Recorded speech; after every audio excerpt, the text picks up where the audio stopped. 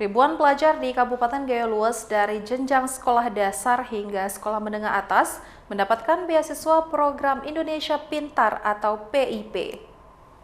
Akibat pandemi Covid. Ribuan pelajar yang mendapatkan beasiswa PIP tersebut merupakan usulan anggota DPR RI Dapil Aceh 1 fraksi Partai Demokrat Teguh Rifki Harsha yang juga Sekjen DPP Partai Berlambang The Mercy ini. Sebelum membagikan kartu beasiswa PIP, terlebih dulu dilakukan sosialisasi beasiswa PIP kepada para pelajar dan wali murid yang hadir di Gedung Balai Musaraya Blangkejeren.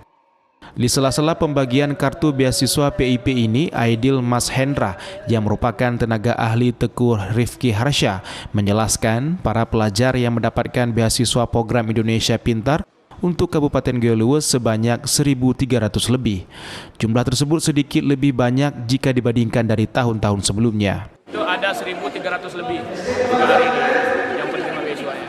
Kemarin itu sepertinya cuma 1.000 ya, 1.000. Karena memang Gayo Lues ini kendalanya pengusulnya yang kurang. Bukan kita yang kurang kuota, tapi pengusulnya yang kurang sehingga kita belum bisa mengusulkan anak-anak yang lainnya. Karena komitmen Bapak Teguh Rifki dalam peningkatan mutu dan kualitas pendidikan yang ada di Aceh, sehingga karena beliau juga Sekjen Partai Demokrat, meminta kepada 5 orang anggota Demokrat yang ada di Komisi 10, sehingga dapatlah kuota ini untuk terus diusulkan agar anak-anak Aceh bisa mendapatkan pendidikan yang layak.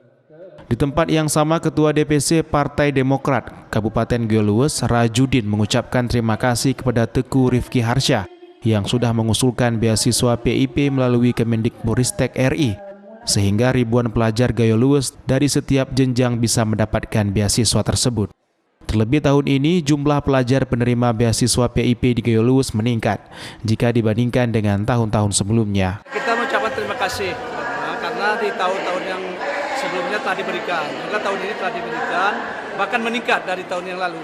Kepada yang telah mendapat ini tentu kita harapkan kepada wali murid agar bisa menggunakan sesuai kebutuhan dan kami selalu kader.